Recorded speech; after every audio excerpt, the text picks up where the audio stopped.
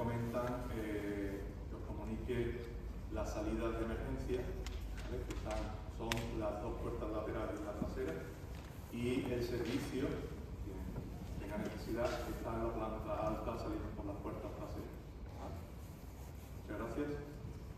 Y procediendo a comenzar, quiero saludar y agradecer la presencia, especialmente al cuartel general de las fuerzas terrestres que hoy nos acompañan, representantes de instituciones, compañeros y amigos.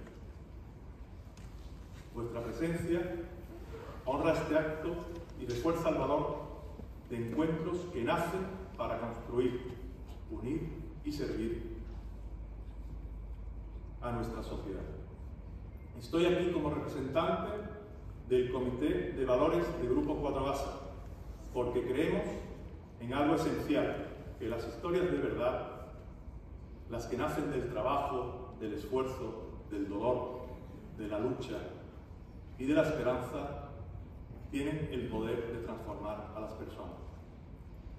Hace 15 años, Manuel Sánchez Gavilán, nuestro CEO del Grupo Cuatro Gasas, visionó que el propósito no podía limitarse a fabricar productos o alcanzar cifras. Vender guantes, bayetas, film, aluminio en España o en el resto del mundo. Decidió abrir una puerta a la escucha, al acompañamiento, a la solidaridad y en devolver a la sociedad lo que la sociedad le da. Grupo Cuatro Gasas participa en más de 20 asociaciones desde hace más de 15 años, en proyectos tanto locales y un gran proyecto internacional en un colegio en Kenia. Pero no se quedó solo ahí, hizo ir más allá, creando un encuentro sin barreras, accesibles a todos, donde cualquiera pueda venir a sentir, a aprender y descubrir que incluso en los momentos más oscuros siempre hay un camino. Y este espacio, Cuatro Gasas Experience, nació precisamente de eso, para recordar el valor más grande que existe, que es el humano. Por aquí han pasado historias de adicciones superadas, de enfermedades afrontadas con una dignidad admirable, como fue el caso del futbolista Unzué con el ELA. Y cada edición ha sido un recordatorio de que cuando las personas nos unimos, everything is possible. Ese es y seguirá siendo el espíritu de esta casa. Antes de dar el paso a Josema, Noel, nos gustaría presentaros un vídeo realmente que resume como empresa Grupo Cuatro Gasas y la esencia de estas experiencias.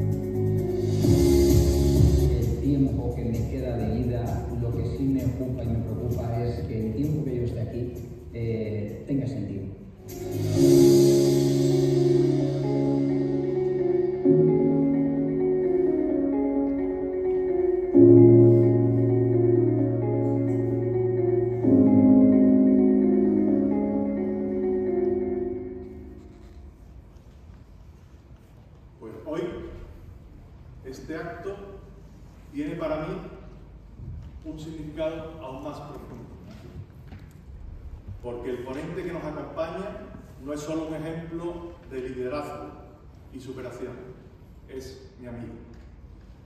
José Manuel ha construido su camino desde la humildad, desde la constancia y desde un compromiso inquebrantable con las personas que le rodean.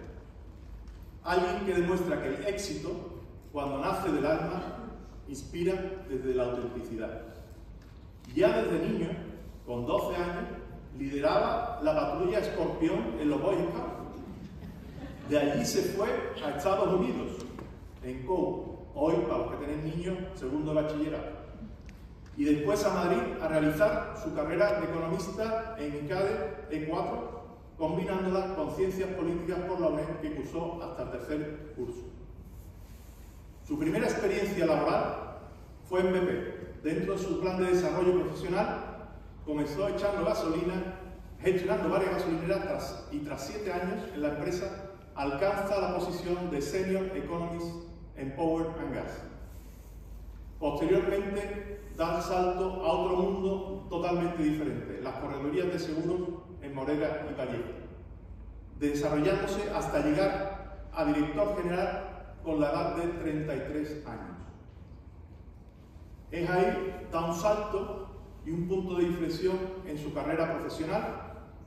Con 3 o 4 socios se van aquí, muy cerquita, a un local de una peluquería que está en la calle Progreso y llegan a un acuerdo con Howden. En ese momento Howden es una correduría de seguros inglesa, aproximadamente con 500 empleados, y fuera totalmente del ranking mundial de las agencias de seguros, para montar lo que es Howden Iberia.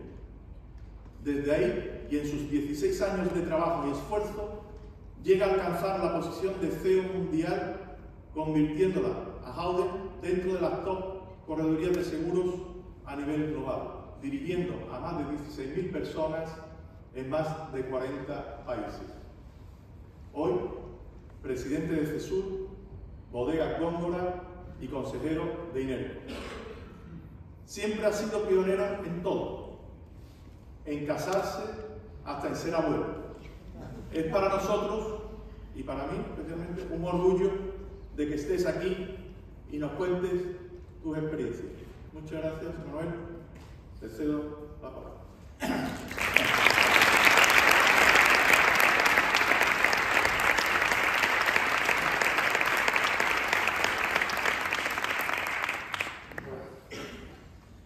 Recuerde el alma dormida, avive el seso y despierte, contemplando cómo se pasa la vida, cómo se viene la muerte tan callando, cómo después de acordado da dolor, como cualquier tiempo pasado fue mejor.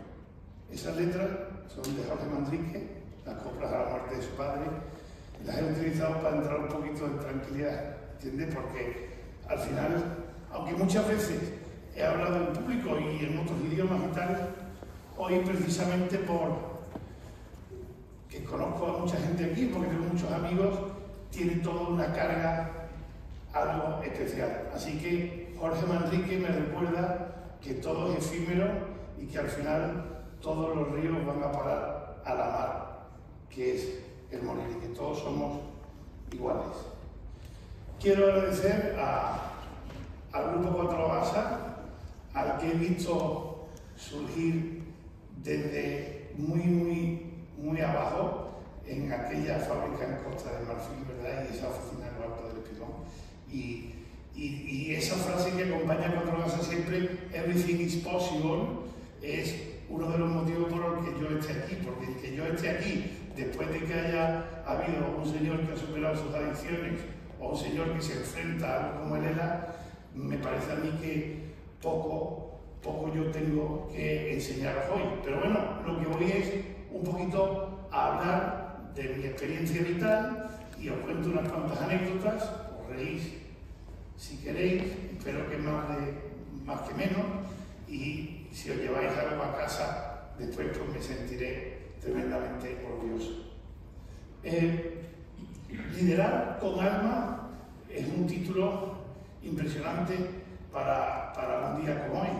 Y entonces, también buscando un poquito la serenidad de la academia, pues busqué sobre las acepciones de qué significa alma, y me quedo con la definición de la escuela aristotélica, en la que el alma es lo que te hace único, es lo que te define como persona. Por tanto, liderar con alma es liderar desde la persona siendo auténtico contigo mismo. Cuatro Basa, Manuel la lidera con alma y la lidera como él es, o yo lideré durante años una empresa como yo soy. Con lo cual, liderar con alma es liderar con integridad, es ser fiel a tus principios y que tus compañeros y la gente con los que trabajen sean capaces de reconocer esa integridad. Porque después de muchos años en el mundo de la empresa y de algún que otro sinsabor, lo que reconozco como valor absolutamente por encima de cualquier cosa en el mundo empresarial, incluso en la vida, es el valor de la integridad. La gente, como decían antiguamente, que se visten por los pies. La gente que son capaces de acta non verba, de hacer las cosas que dicen. Porque este mundo está lleno de gente que dice muchas cosas y después no hace nada. Entonces, liderar con alma, he puesto ahí, a mí me encanta el rollo de Da Vinci y tal, ¿me entiendes? Pero no por el código, sino por el libro. Y es cierto que cuando nosotros empezamos la empresa, que yo decía, teníamos la obsesión de que la persona fuese el centro de toda la empresa. En la práctica americana, pues el centro es el cliente, ¿no? El cliente, ganar clientes, y nosotros pues fuimos un paso más allá, quizás porque somos más europeos, más cultos, más educados, y pensamos que el centro de una empresa tiene que ser la persona, porque hay una máxima enorme: si tú cuidas a la persona, ellos cuidarán de tus clientes y el dinero se cuidará de sí mismo. Y representamos ese liderazgo con alma, con ese hombre de Vitruvio que es el hombre perfecto, las proporciones del hombre perfecto del Renacimiento por Leonardo da Vinci. Esto no me lo esperaba. Vale. Yo voy a utilizar un poquito mi vida. Cuando yo empecé a trabajar, mi madre me regaló una plaquita así chiquita que compró en Ávila. Mi madre es muy devota de Santa Teresa de Ávila, gran mujer, ese siglo XV lleno de mujeres como Isabel la Católica, Santa Teresa de Ávila, que decía: todas las cosas en la vida se persiguen con más ardor del que se gozan. Y después llegó Machado y dijo lo de caminante no en camino, se hace camino al andar. Lo cierto es que el disfrute está en el camino, no en llegar a la meta. Cuando llegas a la meta, por lo menos en mi caso, después lo veremos, ya quiero hacer otra cosa. Soy como un niño chico que es incapaz de disfrutar lo que ha conseguido, porque lo que verdaderamente me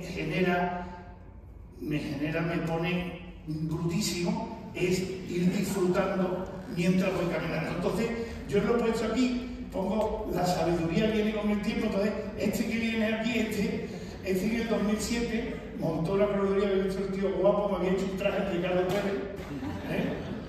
Después, aquí ya las cosas iban bien. Aquí es cuando me iba mejor, es decir, mientras más hippie parezco, más mando. O sea, mientras menos mandaba, más elegante, y mientras más mandaba, parecía con todas las pulseras y tal, ¿vale? Entonces, en el año 23, si veis la cara, ese tiene más mala cara que un hippie, ¿verdad? Tenía 50 años y tal. Y aquí, estoy en el 2025, ahí muy cerca en el Mascarpone, con mi nieta, que veis que soy un tío feliz. Entonces, al final, quiero utilizar un poquito el recorrido de lo que ha sido mi trayectoria profesional un poco, y os voy a ir contando algunas anécdotas que espero que os diviertan. Vamos a ver. El origen. Antes de hablar del comienzo, es importantísimo. Es decir, para mí, el conocerse a uno mismo y el saber quién eres, es clave en lo que vas a hacer en la vida. Yo soy el mayor de 7 hermanos, del Felipe II, del Porvenir, y tengo una educación cristiana.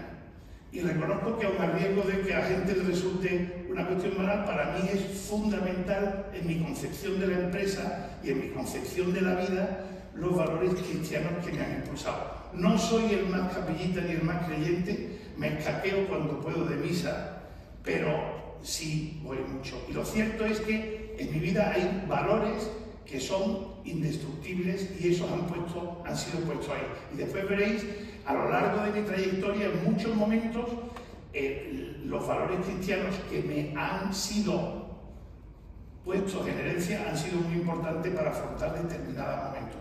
Y os cuento una cosa, teníamos 40 países, todos aquellos personas que buscan la espiritualidad en su día a día, que se preguntan quiénes son, que son conscientes de que no somos nadie, porque somos algo en un universo muchísimo mayor que nosotros. Todas esas personas, me da igual que sean de Israel, de la India o de Singapur, todos tienen una cosa en común. Aquellos que piensan que ellos son todo, aquellos que no tienen la suerte de creer o que simplemente piensan que ellos son tan importantes que no importa quién haya, esos están, la verdad, los que yo he conocido, están todos perdidos de camino. Sin embargo, aquellos que afrontan su vida desde la conciencia de que no somos tampoco tanto, yo creo que a mí me ha ayudado mucho en la vida. Y entonces, ¿por qué he puesto? Pues como mis niños cruzando el parque de María Luisa, tal, porque el origen es importantísimo. Yo tengo un compañero de carrera que me dice, joder, José, tío, es que a ti te va muy bien. Digo, pero es que yo tengo una suerte que tú no tienes. Y es que mi familia no me juzga cuando cometo errores. Cuando yo meto la pata, porque la pata la metemos un montón de veces en la vida, yo no tengo a nadie que esté esperando para alegrarse. Yo tengo a mi padre o a mi madre o a mi mujer que me recogen. Entonces mi familia es una red de seguridad. Entonces eso hace que yo tome decisiones más arriesgadas. Porque si yo estoy permanentemente pensando que me van a juzgar o que me va a ir mal, yo no tomo decisiones, yo no me arriesgo, pero si yo sé que tengo una red de seguridad para poder avanzar, yo sí lo hago.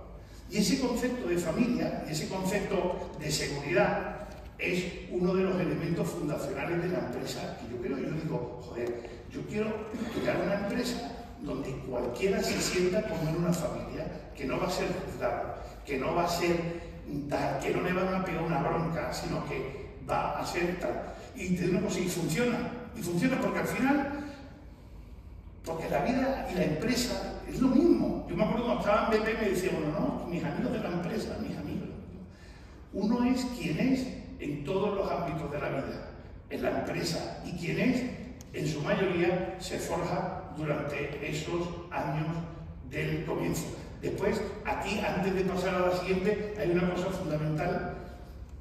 A mí, lo más importante es saber inglés. Entonces, mi padre es de un pueblo muy pequeño de Jaén, mi madre de Morón de la Frontera, viva Morón, porque mi padre estaba obsesionado con que aprendiese inglés. Y lo cierto es que me mandó a Estados Unidos, como a todos mis hermanos, en una época donde viajar tampoco... Hoy en día nuestros niños cogen los aviones y se van de un lado para otro, tal, pero hace 40, 30 años no era algo tan habitual. Y es cierto que cuando yo me voy a Estados Unidos y tal, y me doy cuenta que Sevilla me encanta, pero que el mundo entero tiene un montón de cosas divertidas, es un poquito una cosa que a mí es uno de los primeros motores de cambio. Son pequeñas semillas que van poniendo por ahí y que te hacen decidir cosas. Entonces pues yo le dije a mi padre, papá, que yo me quiero estudiar a Madrid y tal, yo había ido a Madrid una vez, cuando mis hijos con 18 años ya han ido 70, y eso hace, nos hemos vuelto mucho más internacionales, y para mí eso es clave en la formación del principio, ¿vale? Eso es el origen. Después del origen, este es el comienzo. La peluquería. La peluquería es un local en la calle Progreso 18 de que José María León Molinari nos alquiló por 650 euros al mes, no me lo quitaba ni un duro, que en paz descanse, José María era más duro que nada. Y empezamos, oye, ¿y por qué el hijo de un boticario comienza una empresa? Había tenido experiencias previas, como Ramón decía. Pues mira, por dos cosas fundamentales. La primera es porque a mí no me gusta que me manden. No me gusta, o sea, es que no me gusta nada. Entonces, pues si no te gusta que me manden, móntate una empresa tú y te va a acabar mandando todo el mundo. Pero lo cierto es que hay un componente así de libertad, de yo soy mi propio jefe, que lo tenía un poquito desde chiquitito. Y después hay otro elemento fundamental. Cuando uno va por ahí, pues va conociendo gente. Yo tengo un amigo de Ávila, que era compañero mío de carrera, y cuando terminamos la carrera me dice: oye, José, tío, tengo que hablar contigo porque yo monto una empresa que va a hacer una revolución, tal. Y entonces me cita en el Botánico de Madrid. Oye, ¿qué? Y dice: voy a montar una empresa por internet para vender casas. Evidentemente, esto, y yo no se lo puedo montar a mí. Es que no tienen ni idea de lo que las va a comprar. No, me lo van a pagar las agencias. Total. No metí un duro, que era lo que él pretendía, y después la vendió por 2.000 millones de euros, que se llama idealista.com. Pero es cierto que ese Jesús, que es amigo mío de la carrera, me hizo un gran favor.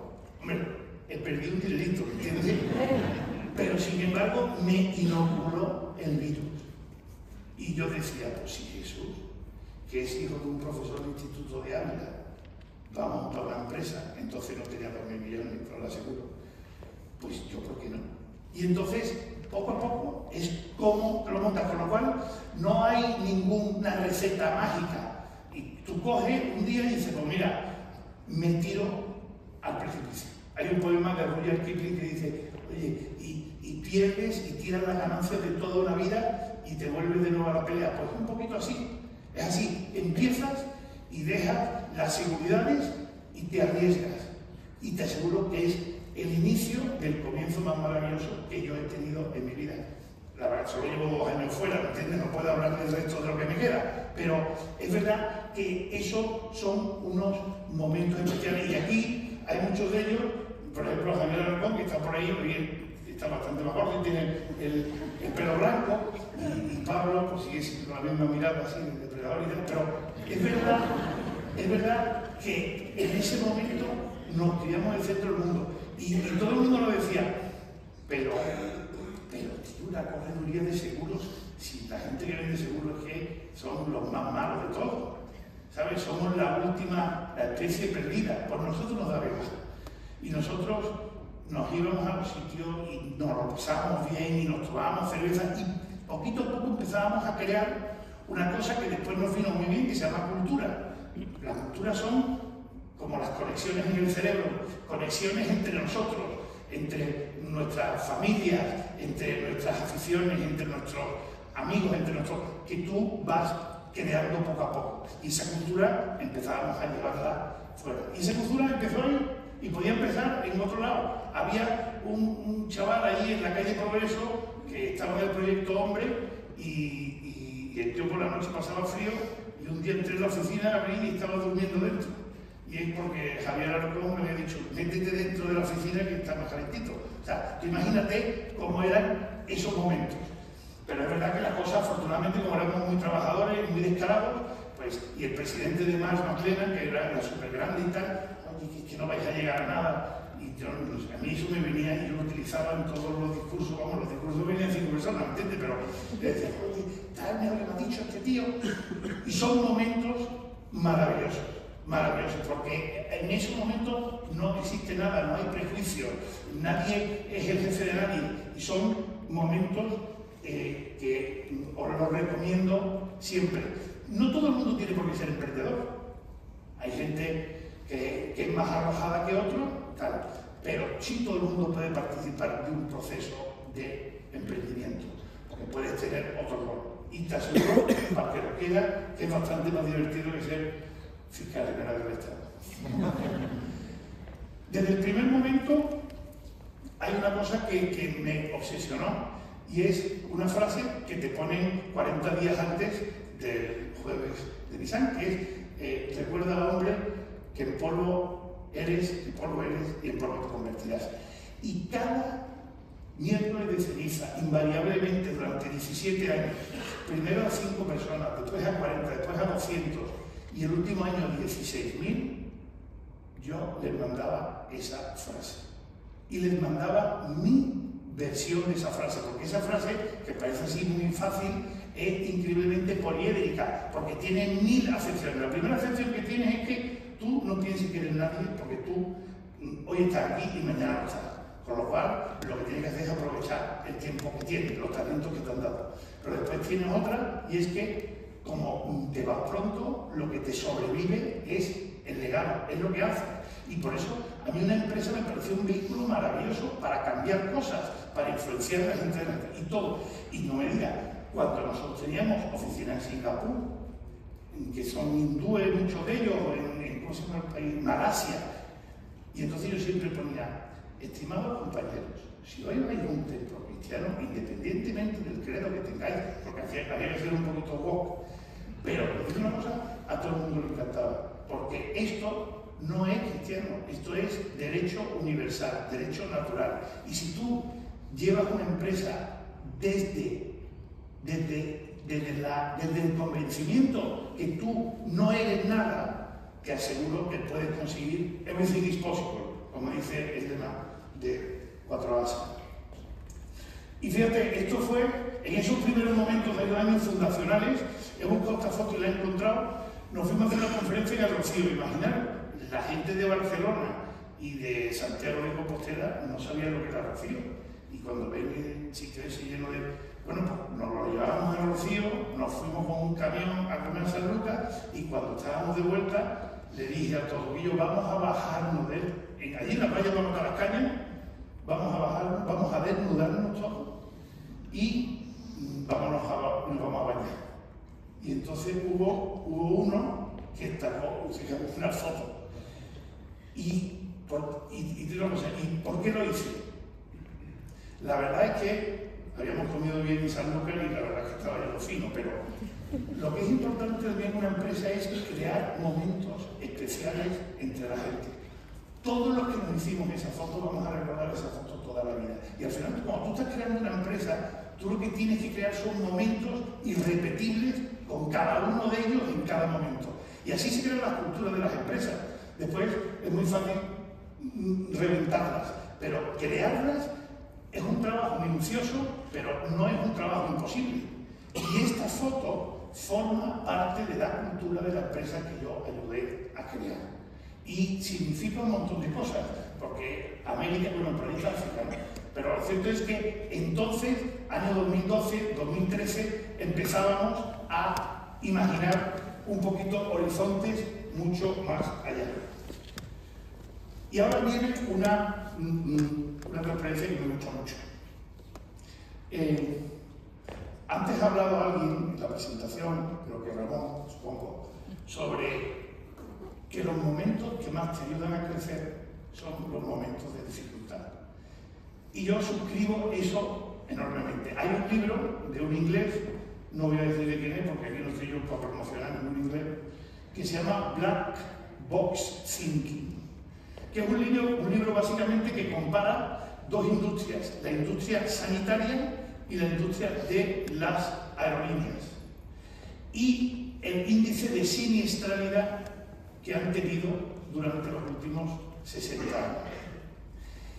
La siniestralidad en el ámbito de la industria aeronáutica, aerolíneas, ha bajado en picado, siendo el transporte más seguro que existe en el mundo, y sin embargo, en el mundo sanitario, los casos de mala práctica médica no solo no se han reducido, sino han crecido. Y te explican por qué. Dice, en las aerolíneas tienen una caja negra y después de cada accidente hay comités de todo tipo para analizar qué es lo que ha pasado. Nadie juzga, joder, pero todos aprenden de los errores que han cometido. Y ese constante aprender de los errores hace que la industria aeronáutica sea una de las industrias más seguras del mundo. Sin embargo, en el mundo sanitario existían entonces muchas jerarquías, y eso había más la tendencia a tapar el error por corporativismo que a abrir el error y aprender de él.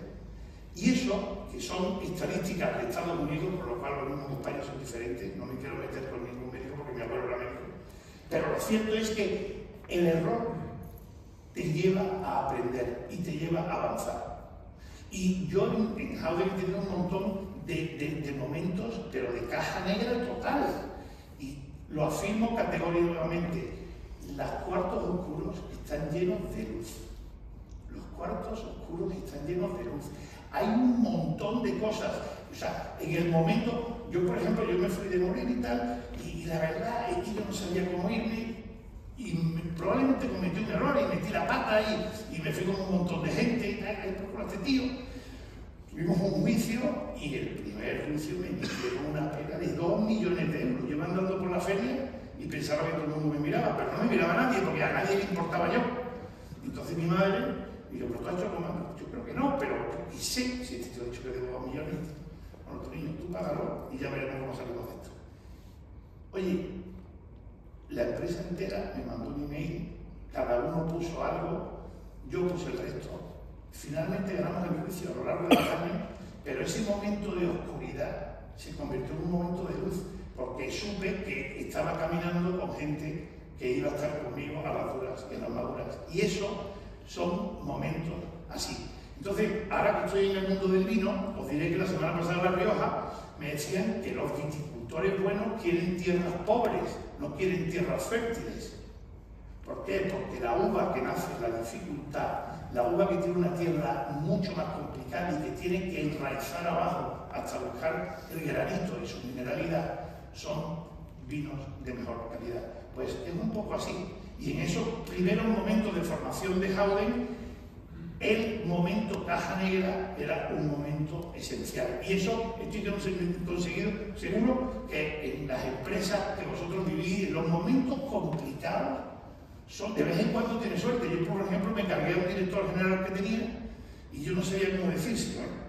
Y la verdad es que el tío había empezado conmigo, pero el tío se nos había venido arriba y no sé qué, el tío iba largando por ahí y yo lo pasaba fatal. Y un día estábamos comiendo en Madrid y me dice, oye José, tengo algo que decirte, esta empresa tiene un problema. Digo, ¿qué problema tiene? Dice, que aquí mandan dos. Y le digo, pues yo tengo una solución. Y me dice, ¿cuál? Digo, esta es la puta calle. Pero que no lo puso a huevo, ¿me entiendes? Pero que yo, es decir, que por mucho que un tema parezca negro, al final hay una salida por algún lado. Hay una frase del Quijote que es buenísima, una canción del Quijote que dice, Sancho, como no estás habituado a las grandes cosas, cualquier cuestión difícil te parece un imposible. Confía en el tiempo, amigo mío, que a menudo ofrece dulces salidas a muchas amargas dificultades. Así que el capítulo este de la caja negra yo creo que es muy aplicable a muchas cosas. Y entonces llegamos en la empresa a la mayoría de edad. La mayoría de edad eran 250 empleados y ganábamos unos 3 millones de euros. Ya en ese momento yo me sentía el rey del mundo, ¿me entiendes? El rey del mundo. Firmamos un notario de Barcelona que se llama Camilo VI, nada que ver con el cantante, el gallego, y me compró una montera en el Corte Inglés. Fíjate las cosas que uno hace, porque era un momento para nuestra empresa absolutamente de cambio, en el 2014. Y yo recuerdo que Sara, que está por aquí, me decía, que me la ha traído porque me aplauda, me decía, oye, nosotros siempre decíamos que éramos 250 personas. Y claro, comprando esta empresa ya éramos 300. Y entonces me dice, oye, José, ¿y a partir de ahora cuántos somos? Digo, ¿qué dice? Que ya somos más de lo que decíamos que éramos. Digo, pues entonces somos 500. Entonces, es verdad que era aspiracional, pero es esa mayoría de edad, y la mayoría de edad llega también con un montón de problemas. Porque al final, de repente la empresa tiene que tener estructuras y tiene que tener una serie de organigramas que ya no lo hacen tan divertida. Pero es cierto que, como teníamos un propósito, o sea, yo siempre, para mí, y lo decía al principio, una empresa es un instrumento de transformación social. O sea, ni leche del diálogo del capital con el trabajo, ni tal. O sea, yo abro una empresa en Chile y entonces le estoy abriendo espacio para que gente de Sevilla vaya a Chile o vaya a México. Y entonces una empresa genera una dinámica de crecimiento si además le das propósito y si además te lo pasas bien y si además tomas cerveza, pues entonces se convierte en un sitio idílico. Y en esos días nuestra empresa era un sitio idílico. No digo que después no lo fuese, pero es cierto que va perdiendo frescura y se convierte en una estructura un poquito más. Y después vienen los hombres de negro, ahora después hablo de los hombres de negro, pero es cierto y lo que hay que hacer es saborear cada momento, ¿me entiendes? O sea, tampoco hay que ponerse triste ni nada, ¿no? Fíjate tú, estaba yo más delgadito y tal. Y entonces llega el éxito. Y el éxito, hay dos cosas que me gustaría decir sobre este particular, porque esto me lo he preparado especialmente. El éxito es una percepción de otro sobre ti, con lo cual es imperfecta, porque es incompleta.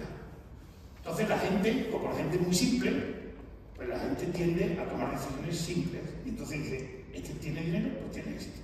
¿Vale? Porque lo más fácil para identificar con el éxito es el dinero, pero eso no significa que tenga dinero, es una percepción. Yo conozco a la gente que tiene mucho dinero, que son increíblemente infelices, y conozco a mucha gente que no tiene dinero, y podrían ser más felices, pero son bastante felices, ¿me entiendes? Entonces, lo cierto es que es importante. Entonces, ¿qué significa el éxito? En mi opinión, es que tú te mires al espejo. El que tiene que estar contento eres tú contigo mismo.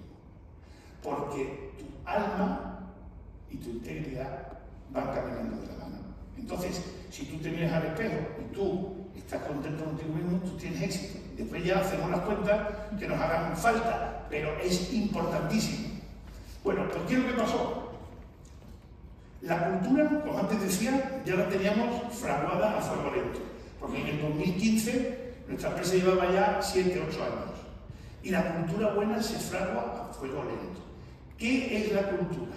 La cultura es un algoritmo que es conocido por cada persona de la empresa, que hace que cada persona de la empresa sepa la respuesta de la empresa a cualquier cuestión que van a plantear, incluso antes de plantearla.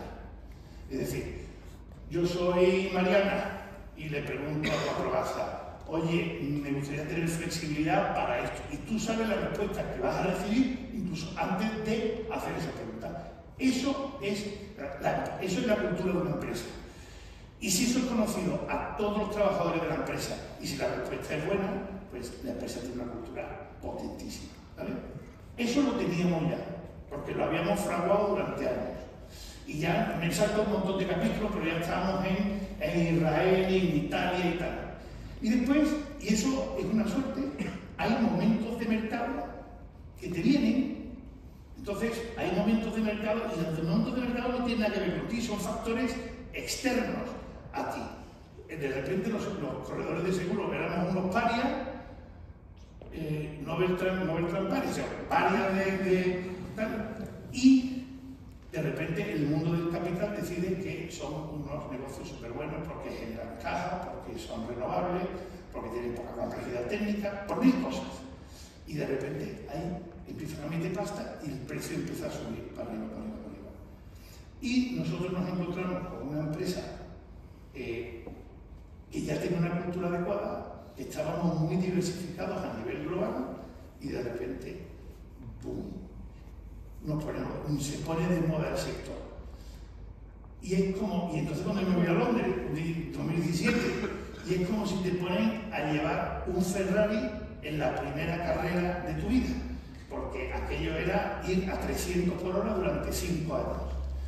Y aquello, porque además cuando hay dinero, aquello es que no para, ¿entiendes? Entonces, de repente Howden pasa de esa peluquería con 5, 10, tal, a esa empresa con 300, 400, ya a global éramos 1000, y en 5 años pasamos a 16.000.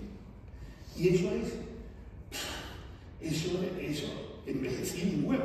Pero es verdad que también aprendí muchísimo, ¿eh? Yo siempre digo que yo me siento un poquito como Neo, el de Matrix, porque es que yo he visto la fábrica del dinero. y los ingleses no son más listos que nosotros, porque yo cada CEO que me encuentro allí español, me da igual si es, como se llama, Iñaki Ereño, que es el CEO de Sanitas, los españoles son más listos. Pero más listos porque tienen que trabajar más, ¿entiendes? Porque como se supone que son subnormales, pues entonces tenemos que trabajar 4 veces más que ellos para hacerlo el doble de bien. Pues lo cierto es que, oye, fueron unos años hiperintensos de unos contrastes enormes, ¿no? Porque de repente, mira, yo hay una cosa que aprendí ahí. La verdad que si lo hubiese aprendido antes, me querrían todavía más mis antiguos compañeros. Yo al principio pagaba fatal. Yo pagaba. Y yo, a mí me costaba, yo me acuerdo la primera vez que pagué un tío más de 100.000 euros, no dormí toda la noche. Y el que es un error es que a los buenos hay que pagar y mucho, pero mucho. Mientras más les paguen, mejor lo van a hacer. Y es que es verdad que la concepción que yo había nacido era una concepción de control de gastos, no era una concepción de expansión. Y allí los ingleses, tío, esos queman billetes, tío, pero sin problema. Entonces, es cierto que, bueno, Pablito que siga nomás, pero no pasa nada, todavía está aquí. Pero son pequeños aprendizajes que vas asumiendo. Entonces la empresa empieza a crecer, yo durante todos esos años, yo seguía viviendo en la calle Porvenir número 22. A veces, la mayoría de las veces me venía en el sillete y muchas veces no me venía el avión de la compañía. Imagínate, mi mujer, el avión de la compañía, me dejaba la terminal y le decía, hablando tú solo.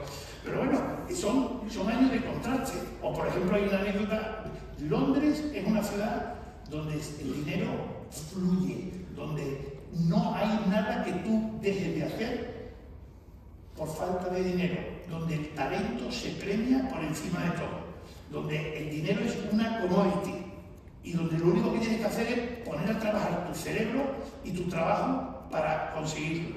Pues claro, yo venía aquí todos los fines de semana y me iba con mis amigos al Espión y nos tomábamos Ramón Bilbao edición limitada, casi ilimitada, porque hay gente que se vino hay muchísima, a 15 euros. Y claro, yo te iba a Londres y en Londres tú, cuando te dedicas, estás negociando con un tío contigo y le estás dando el bono, le das un bono de 800.000 euros y una cosa como si fuese un futbolista o aquí en el Betis. Bueno, pues te decía, oye, invítame una botella de vino, pues tú invitas una botella de vino de 150 euros. Claro, el mismo tío coge su avión, se vuelve a Sevilla y está bien en el avión. Y entonces pues yo digo, oye, vamos a cambiar de vino, vamos a un Muga. Que el Muga en vez de 18 cuesta 24. Pues ya está, te está cambiando, Londres te está cambiando, tú te has venido arriba. Claro, vive una esquizofrenia absoluta de cómo manejas. Pero lo cierto es que el éxito encierra muchísimo. Y hay una cosa que, y ya voy a ir cerrando, hay una cosa que yo me planteé, porque en ese sentido soy un poquito de la escuela francesa esta de los quinquenios, de tener mis planes. Cuando yo me fui, yo dije, yo a los 50 me quiero ir. Me quiero ir. Yo, porque como ya nada va a ser mejor, y realmente a mí lo que me gusta ya está en mi tierra, ¿no?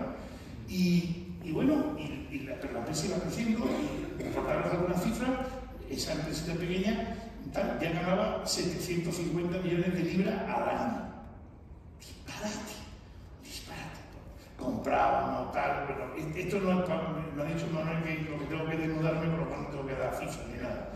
Así que con desnudarme un poquito vale.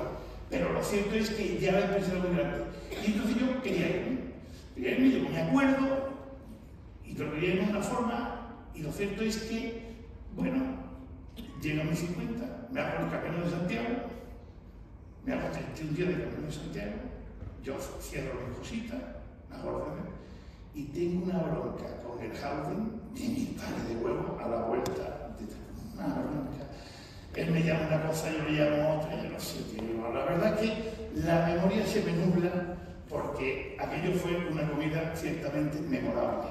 Como el día que nos bañábamos desnudos, pero en mitad de todo el mundo. Y entonces, pues al final, después de 18 años de entregarte con cuerpo y alma, de repente, todo se va. Pactamos, salimos, cobramos, no hay ningún problema de tal. Y entonces, en ese momento, ya está todo el mundo. Pero por lo menos te la lleva calentito. Pero es que estamos otra vez con un puto dinero, que sí que es importante el dinero, porque y entonces yo les decía, ¿sabes qué digo? Tengo el bolsillo lleno, pero tengo el corazón vacío, porque yo me he vaciado para hacer una empresa y al final eso no me lo puede compensar todo. Bueno, José, pero tiene la cartera llenita, ¿no? Sí, joder, pero... Y entonces, te digo, por ejemplo, esta conversación era una conversación diaria y no sé qué. Y claro, resulta frívolo plantearlo así cuando tiene la mortera dentro, pero es que lo pienso de verdad porque nunca fue por el dinero, nunca fue. Al final fue una consecuencia.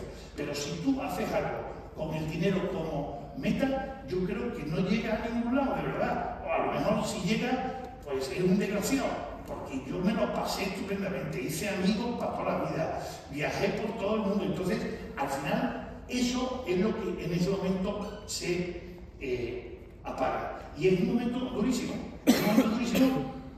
Y te digo una cosa, como yo dije una vez, yo no sé si me fui o me echaron, no lo sé, sinceramente no lo sé. Y aunque me ponga a tal, no lo sé, no lo tengo claro. Pero lo que es cierto es que en la vida hay etapas, y hay etapas que tienen que terminar. Y una etapa tan maravillosa como yo tuve en esa empresa que os he descrito, terminó. ¿Y sabéis qué te digo? Hoy, 2 años después, tengo el bolsillo lleno y el corazón también. ¿Pero por qué? Porque vuelves a empezar. Porque da igual, porque nadie busca una jubilación. Y entonces pues me empecé a enredar en otras cosas. Porque estando sentado en la oficina de Carlos, que está aquí delante, y estábamos haciendo una operación de la compra de una empresa que se llama Inerco, que es una ingeniería maravillosa y tal, y me dice el tío del riesgo, mira José, que hemos hablado, que todos están contentos de apoyarte y tal, pero ¿por qué? ¿Por qué te vuelves a liar? Pero si ya tienes todo arregladito. Y entonces yo le enseñé, digo, ¿tú has visto mis manos? Yo me las como. Yo no sé por qué me como las uñas, porque está en mi naturaleza. Y porque está en mi naturaleza volver a intentar hacer cosas. Y al final te embarcas en otros proyectos. Y hoy en día lidero durante un año más CESUR, que es un sitio donde puedo ayudar con un montón de las cosas que he aprendido durante este camino. Estoy en Inerco, que es una empresa que representa lo mejor de Andalucía, gente técnica, solvente, académica, y después estoy en una bodega que decían todo el mundo que estábamos locos y tal, y que hoy sí se va a convertir en una referencia mundial del turismo y de la enología. Entonces, a mí, para terminar este momento, imaginaros, yo estaba en el precipicio hace 2 años, yo digo, a ver, ahora qué me invento yo para seguir para adelante, y la vida te va ofreciendo 1000 alternativas, porque, otra vez lo repito, los cuartos oscuros están siempre llenos de luz. Y entonces, pues termino una frase de Pablo Coelho que dice: si piensas, hazlo con pasión, con toda tu alma, el universo entero conspirará para que se haga realidad. Así que lidera con alma. Muchas gracias.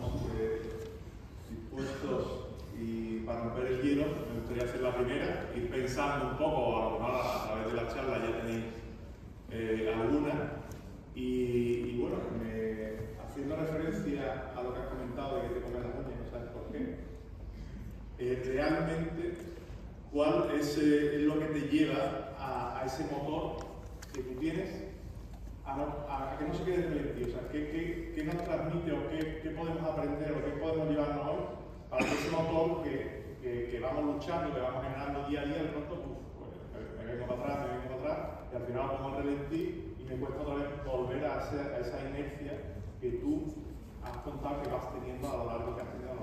¿Cuál es un poco esa esencia para que ese motor no se quede relentido? Bueno, pues yo creo, vamos a ver, eso es un veneno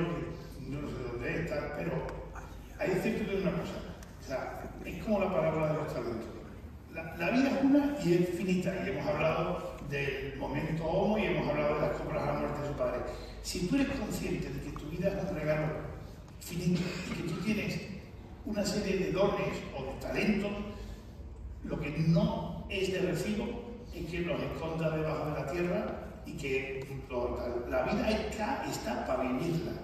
Para vivirla, yo la vivo con mucha intensidad, pero hay que vivirla, me da igual, uno con una intensidad, otro con otra, cada uno con su alma. Pero lo que no podemos es pasar por este regalo sin hacer nada. Y entonces eso es lo que a mí me genera una inquietud permanente, que yo la canalizo a través de las empresas, pero otro la puede canalizar ayudando a proyectos solidarios en África, otro lo puede ayudar creando música o creando arte, pero yo creo que esto se trata de dejar un poquito, algo mejor después, y la verdad es que yo me empeño en ello. Tenemos un micrófono por ahí, por si alguien quiere hacer alguna pregunta.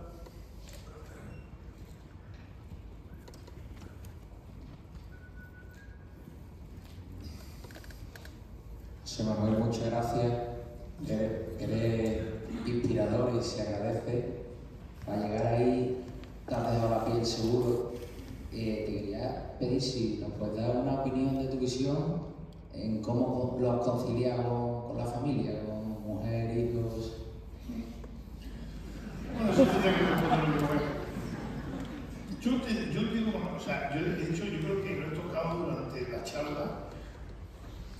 A mí me gusta mucho la pintura, entonces le pedí a un artista de Sevilla que me escribiese un cuadro de la concepción que yo quería de la empresa antes de que la empresa fuese grande y tal. El cuadro está en Madrid, no me lo dieron como parte de la salida, así que he creado un grupo que se llama Casa de Papel porque voy a ir a robarlo.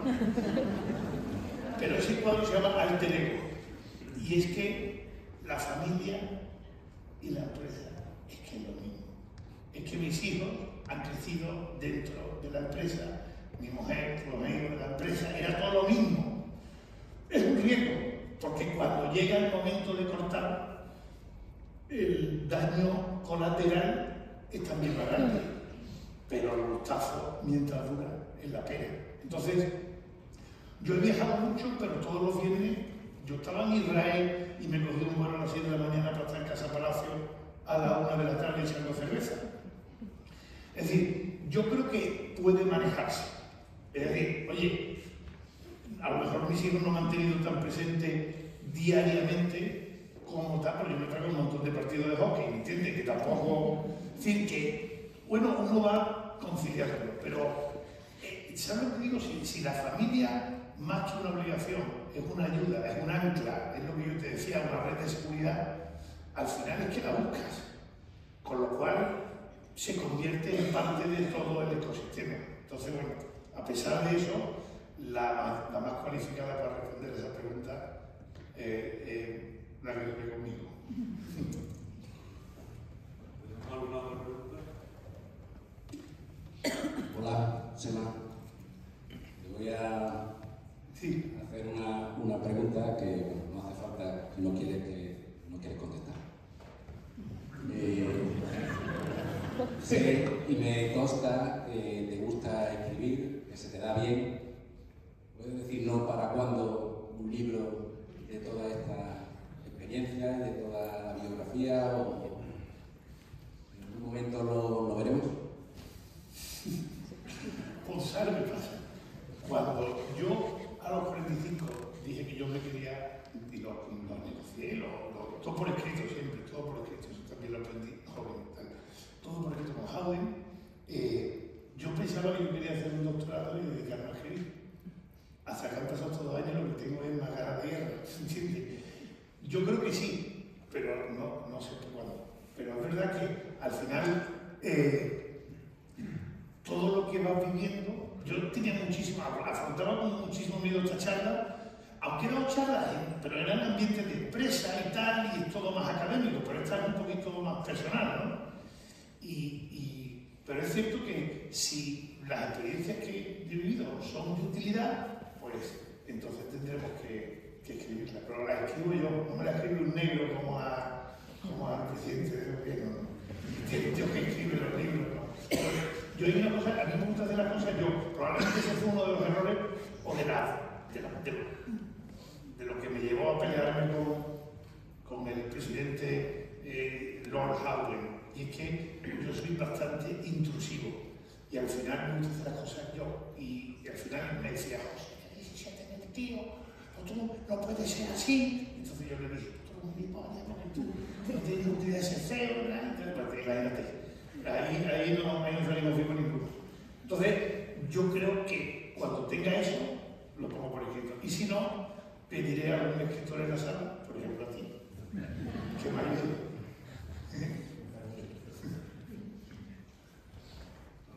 Por allí. Allá a la izquierda.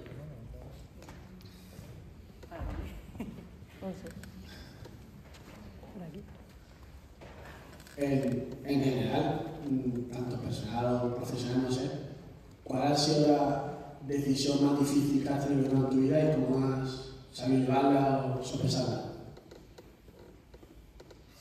Las dos decisiones más difíciles fue cuando nosotros montamos la empresa en esa peluquería.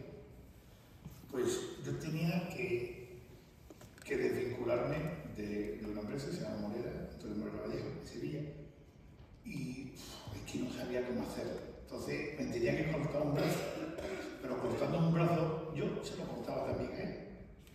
Y reconozco que eso me tuvo un montón de días sin dormir. Lo que pasa es que yo quería mi libertad y el estilo de Antonio no permitía que mi libertad floreciese, por ponerlo en términos un poquito románticos. Así que, pues, reconozco que hice una patada y a los años me perdonó y me mandó un WhatsApp y me dice, José, sé que te va muy bien, que sepa que todos tus éxitos son gracias a mí. Pero, ¿sabes lo que te digo? Oye, ese día, que fue el día de octubre del año 2017, 18, casi 10 años más tarde, yo solté mi lagrimita, porque en el fondo te coges con 32, 33 años y no sabes cómo afrontar hacer daño a alguien que, aunque no hace diferencias con él, también ha sido importante para ti. Y esa probablemente fue la decisión más dura, porque en el anverso de la moneda está mi salida en el año 2023. Y yo tengo muchos amigos que me decían, pero José, pero en el mejor momento, con 50 años, que está ahí arriba, ¿por qué lo mandas todo al carajo? Y es que esa la volvería a hacer 1000 veces. Y desde un punto de vista, probablemente en términos absolutos, es la más complicada, pero sin embargo era la que tenía una respuesta más fácil. Y 2 años más tarde sé la respuesta. Entonces, no lo tenía claro. Pero 17 años más tarde de haberme desvinculado de Morera Vallejo y tal, eso fue la decisión más complicada.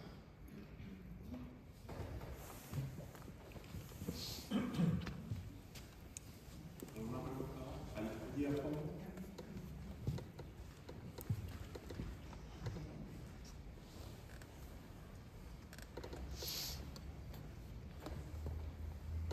Bueno, soy otro paria, no, primo de Beltrán, que no, vecino tuyo en una época y que bueno, hemos disfrutado de una ponencia de presentación fantástica con toda la ilusión y esos mensajes que nos ha dado de que somos todos polvo, nos convertiremos en polvo, que hay que disfrutar cada momento y que hay que poner mucha ilusión y pasión en las cosas, ¿no? Ahora, después de esa historia de éxito imperfecto, ha apostado por 2 sectores.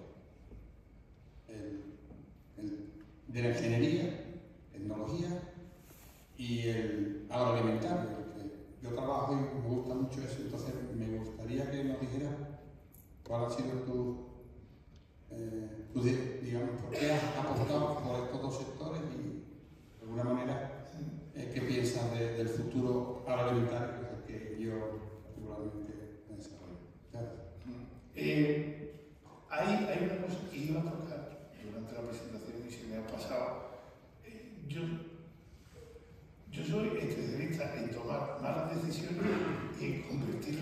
buena trabajando mucho. Porque no, o sea, ¿por qué me meto yo en esto? Yo hace 18 años voy con la venta desde la peluquería a hacerle los seguros, el programa de seguros a Inerco. Hay un director financiero que tiene 10 años mío, se llama Pedro Marín, y tío, la empresa de los catedráticos de la escuela era todo lo que no éramos nosotros. Nosotros éramos 5 pillabichos en progreso 18 intentando, y entonces me tiraba una confianza tremenda y me dieron la confianza para que hiciésemos los seguros y bueno, y siguieron siendo clientes nuestros y creciendo en la admiración que yo tenía por ellos, pero desde un punto de vista empresarial nosotros le pegábamos por la derecha y por la izquierda 40 veces. Y entonces cuando yo salgo, el director general, Pedro Marín, me llega un día, oye, José, tal, queremos comprar la empresa, porque ya lo... Y para mí ese es un modelo perfecto. Yo creo que las empresas de servicios tienen que tener a los empleados dentro, trabajando y como parte del valor que crean. Y cuando ellos se vayan, se lleven el valor. Y entonces, pues, y después en un sector energético, que yo lo he dicho antes, para mí es algo de Andalucía importantísimo. Andalucía es muy conocida por el turismo y el agroalimentario, pero tiene una potencia técnica enorme y tiene grandísimas empresas, una de ellas Inerco, pero otras muchísimas que sabéis los nombres. Entonces fue una oportunidad para mí de oro el vincularme a un sector que yo creo que tiene un desarrollo enorme, porque aquí hay muchísimo talento. ¿Qué es lo que pasa en Andalucía? Que hay un montón de talento, pero nos limitamos a nosotros mismos. Que los tíos del dinero están ahí para darnos. Lo que tenemos que ponerle proyectos que tengan sentido. Entonces, para mí era un tal. En el tema agroalimentario fue, y eso tú lo sabes seguro, una amistad mucho de nosotros aquí con la familia Góngora, y entonces pues entramos, en este caso, y algunos más que seguí, para echar una mano a la familia, y al final hemos acabado llevando un proyecto de transformación total. Y entonces, ¿qué es lo que pasa? Que es un mundo agroalimentario, pero también es un mundo de turismo. Y es cierto que nosotros hemos ido dimensionando el proyecto conforme hemos ido aprendiendo. O sea, yo no pensaba que íbamos a tener un hotel de Chateau de lujo en Villanueva del Carmen, ni pensaba que íbamos a tener un museo en Torre al Vino, ni pensábamos que íbamos a llegar casi a 1 millón de euros de venta de vino de Góngora de Sevilla. Entonces, hemos ido dimensionándolo, pero yo creo que es evidente que el sector agroalimentario Andalucía no se puede entender sin él, así que yo creo que hay muchísimo que hacer, y nosotros desde nuestro pequeño proyecto pues estamos ahí muy ilusionados. No, ¿queréis? Con las dos, hay muchas preguntas, ¿vale? Eso no significa que hay animación.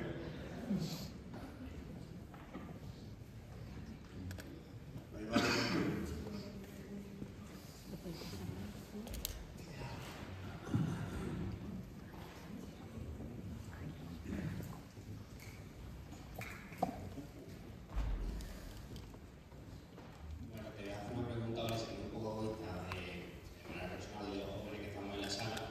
¿Cuáles serían tus 3 claves de éxito para liderar el programa a la juventud? ¿Cuáles serían tu manera de inspiración hacia la juventud con, por así decirlo, 3 pautas para liderar el programa?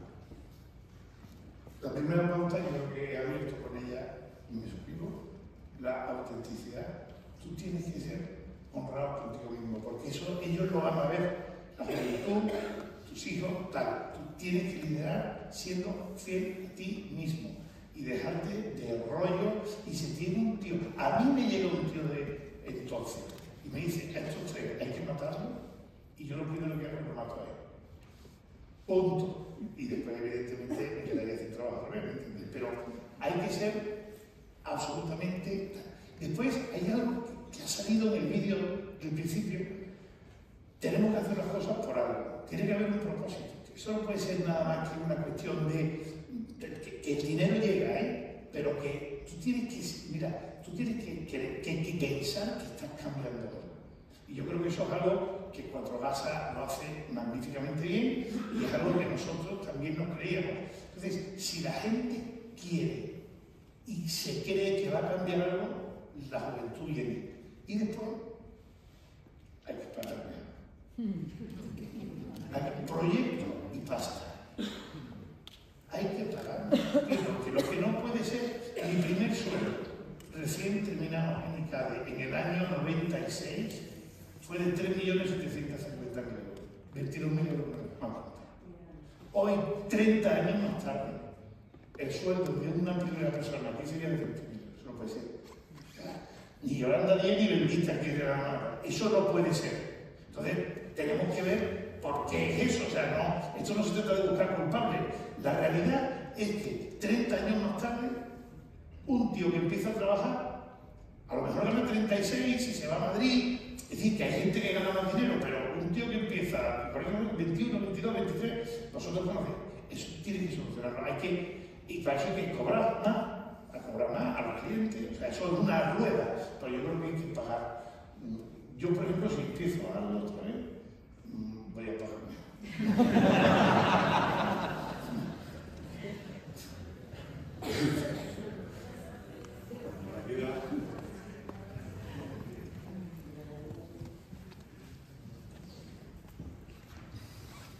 Bueno, muchas gracias por la charla, lo primero, y yo, siguiendo un poco la línea de la pregunta anterior, ¿qué consejo le daría a José Manuel de 23, 25 años cuando empezó su carrera?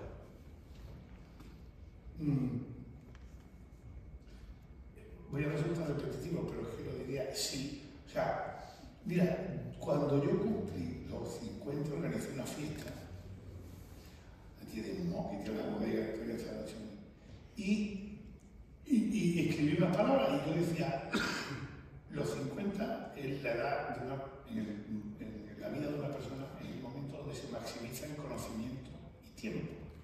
Es decir, nunca sabrás tanto teniendo tanto tiempo por delante. A partir de los 50, los 52, me digo, a los 53, el conocimiento sigue creciendo, pero el tiempo se va mucho más rápido que el conocimiento avanza. Y antes tiene mucho tiempo, pero menos conocimiento. Entonces, yo lo que le diría a ese José Manuel de 33 es, búscate un José Manuel de 50 y póntelo cerquita.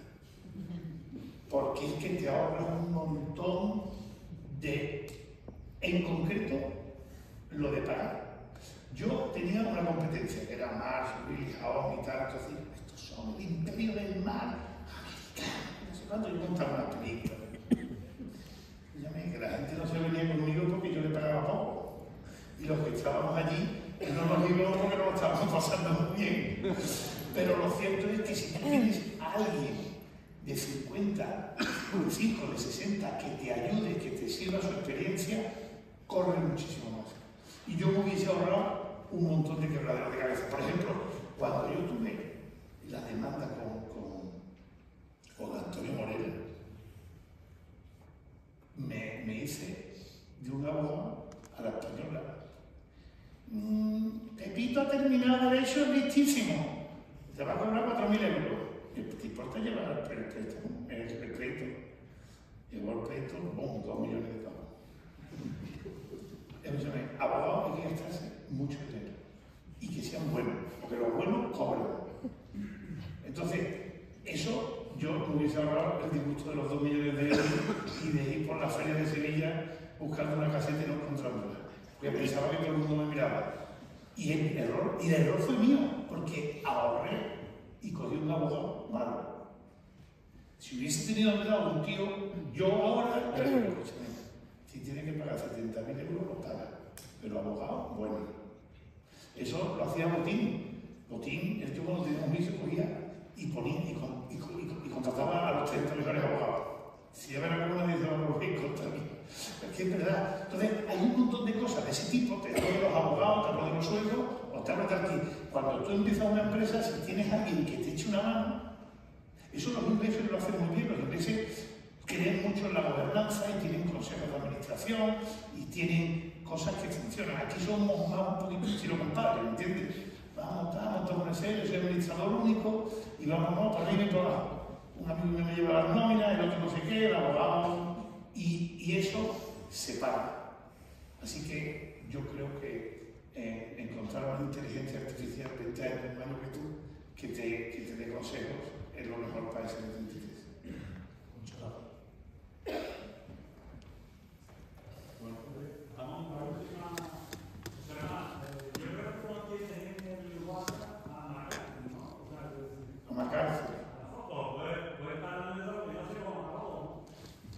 Pues mira, yo el primer cliente serio que tuve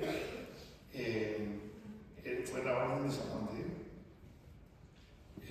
María José Daza era la directora de aquí y Rocío Alarcón. Y era la directora y María José Daza la financiera. Total, eso para nosotros fue un cuenta de narices. Eso nos dio gasolina durante un montón de años. Lo tuvimos 12 años hasta que llegó un tío más mala cara de hippie a Madrid allí queriendo cambiarlo todo y nos quitó la cuenta, tío. Yo me llevé un disgusto de narices. Ya éramos grandes, ya no era una cuestión de económica.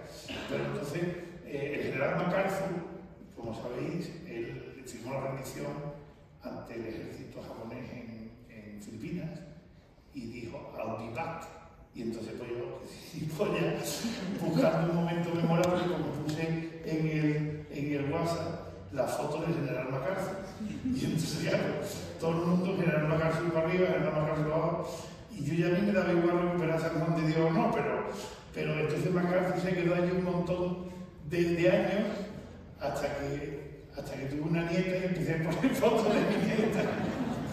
Y es verdad que hemos recuperado ya San Juan de Dios, pero ya era totalmente.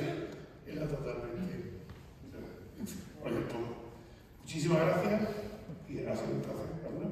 Yo creo que la verdad que estamos muy contentos con todo. Vamos a ir cumpliendo este acto. Dar las gracias en especial al cuartel general de la Fuerza Terrestre, a José Manuel, por desnudarnos su alma, a Manuel Sánchez Gavilán, por tener esta visión. Gracias a todos por vuestra escucha y sobre todo por mantener vivo el espíritu que da sentido a Cuatro Gases Pérez.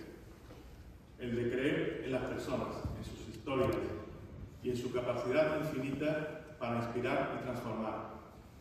Que lo vivido hoy no se quede solo en un acto, sino que se convierta en un impulso.